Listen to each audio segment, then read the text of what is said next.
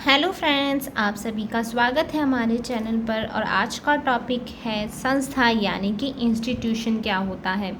इससे पहले एसोसिएशन यानी कि समिति क्या होता है, इसके बारे में हम पढ़ चुके हैं। उस वीडियो को भी आप ज़रूर हमारे चैनल पर देखिए।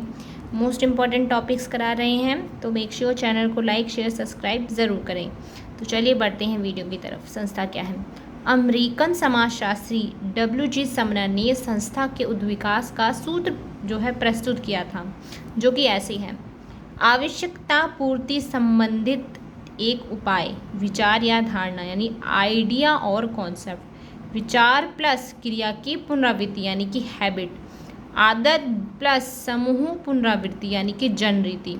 जनरीति प्लस सामूहिक अनुभव प्रथा, यानी कि जब हमें किसी चीज़ की आवश्यकता हुई, उसकी पूर्ति करने के लिए हमने विचारना या धारणा को बनाया। जब वो विचार क्रिया में बन गई, यानी हमने उस विचार को क्रिया को बनाया, तो वो एक हैबिट बन गई। जब वो आदत समूह में आई, तो वो एक जनरीति बन गई।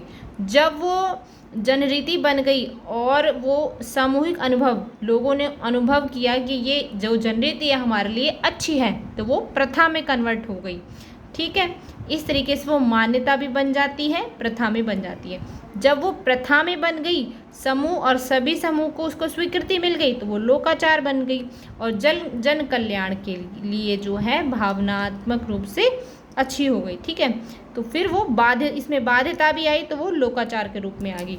फिर लोकाचार आया, फिर उसके बाद निश्चित कार्य प्रणाली हुई और उसको एक निश्चित ढांचा दिया गया, तो वो संस्था बन गई। यानी कि इन उद्देश्यों को पूरी करने के लिए हमें संस्था की ज़रूरत पड़ी, तो इनको एक निश्चित ढांचा देने के लिए संस्था का निर्माण किया गया। बहुत इंपॉर्टेंट है स्टूडेंट्स, बहुत बार पूछा गया है ये, तो इसे एक बार ज़रूर कर लीजिएगा। अब ये कुछ संस्था की परिभाषाएं हैं, तो चलिए देख लेते हैं। सामाजिक विज्ञानों के विश्वकोश के अनुसार संस्था एक मौखिक प्रतीक है जिसे सामाजिक रीति या आचरण का झंडू मात्र कहा गया है। समनर के अनुसार संस्था एक विचारधारा है, धारणा है, अभिप्राय है, सिद्धांत, स्वार्थ हित और एक ढांचे का नाम है। तो ये आपको ऐसे ही थोड़ी सी जो है याद करनी पड़ेंगी। वुडवर्ड और मैक्सवेल का मत है कि संस्था जनरीतियों एवं रूढ़ियों का संग्रह है जो कुछ मानवीय हितों और उद्देश्य की पूर्ति के लिए किया जाता है। मैकइवन पेज के अनुसार संस्था सामूहिक क्रिया की विशेषता व्यक्त करने की वाली कार्यप्रणाली के स्थापित स्वरूप या अवस्था को कहते हैं। ठीक है, आगे देख लेते हैं। ग्रीन के अनुसार एक संस्था किसी इकाई में जनरीतियों एवं रूढ़ियों का एक ऐसा संगठन है जिसके द्वारा अनेक सामाजिक कार्य संपन्न होते हैं। E.A. रॉस द्वारा सामाजिक संस्थाएं सामान्य इच्छा से स्थापित या अभिमति प्राप्त संगठित मानव समूह संबंधों का समुच्चय है। हार्टन और हंट का कहना है कि संस्था संबंधों की एक बद्ध व्यवस्था है जिसमें कुछ एक साधारण नियम प्रक्रियाएं निहित होती हैं तथा जो समाज की कुछ आधारभूत आवश्यकताओं की पूर्ति करती हैं। आगबन और निमकॉफ के अनुसार कुछ आधारभूत मानवीय आवश्यकताओं की पूर्ति के हेतु संगठित स्थापित प्रणाली सामाजिक संस्थाएं कहलाती हैं। ठीक है, बुगार्डस के अनुसार सामाजिक संस्था समाज की वह संरचना होती है जो मुख्यतः सुव्यवस्थित विधियों द्वारा लोगों की आवश्यकता की पूर्ति के लिए की जाती है। मॉरिस और गिन्सबर्ग के अनुसार संस्थाएं व्यक्तियों तथा समूहों के बीच संबंधों को निर्धारित करने वाली मान्य और स्थापित कार्यप्रणाली के रूप में परिभाषित की जाती है। फिर है डेविस के अनुसार एक संस्था को किसी एक या अधिक प्रकारों के चारों ओर निर्मित अंतर संबंधित जनरीतियों, रूढ़ियों और कानूनों के रूप में परिभाषित किया जा सकता है। फिर है हैमिल्टन के अनुसार संस्था को सामाजिक रीति रिवाजों का गुच्छा कहा गया है। अब हम पढ़ेंगे गिलिन एवं गिलिन के अनुसार संस्था की क्या विशेषता है। पहली है व्यवस्था की एक इकाई है, परिभाषित परंपराएं हैं, अधिक स्थायित्व पाया जाता है और सांस्कृतिक उपकरण है। स्पष्ट प्रतीक होते हैं, इसमें एक या अनेक स्पष्ट उद्देश्य होते हैं। विलियम जे गुडे ने 4 तत्व बताए हैं, विचार, निश्चित उद्देश्य, अभिमति और धारणा। मैकइवर पेज ने इसमें ढांचा, नियम कानून होते हैं, अपेक्षाकृत स्थायित्व और सामाजिक विरासत। और संस्था की 6 प्रकार की होती है, 6 प्रकार की। पहली है सामाजिक संस्था यानी कि विवाह, घर, उत्तराधिकारी, यौन संबंध, वंशावली, ये सब। आर्थिक होगी आपकी सामूहिक सौदेबाजी, नौकरी की सुरक्षा, मजदूरी, कार्य दिशा।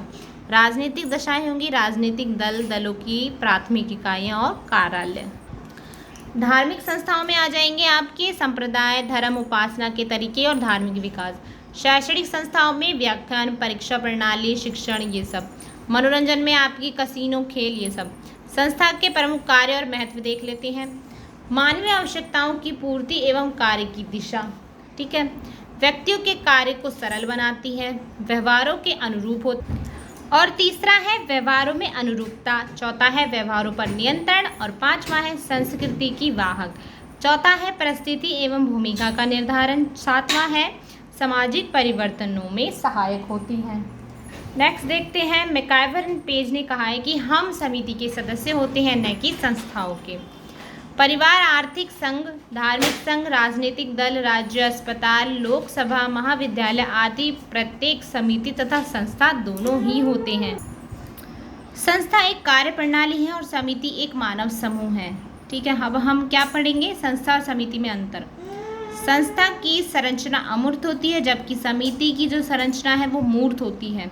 जैसे कि परिवार कोई हमें मतलब देखो परिवार सब जगह होता है, लेकिन जो राजनीतिक दल हुए ये अलग चीज़ हो जाती है। इस तरीके से संस्था एक नियम कानून नियम संकुल का नाम है, समिति उद्देश्य की पूर्ति के लिए होती है।